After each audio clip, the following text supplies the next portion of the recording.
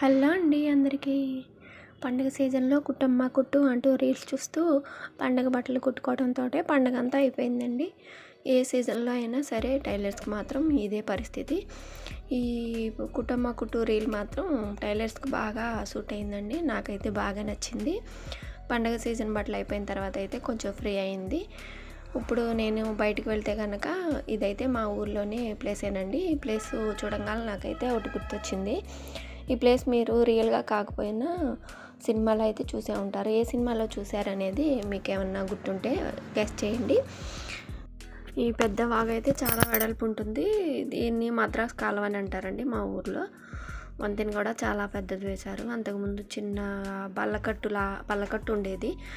ఇటు సైడ్ నుంచి అటు సైడ్కి పొలాలు ఉంటాయండి. అలా అటు వెళ్ళాలంటే కనుక బల్లకట్టు వేసి పడవలాగా అనమాట.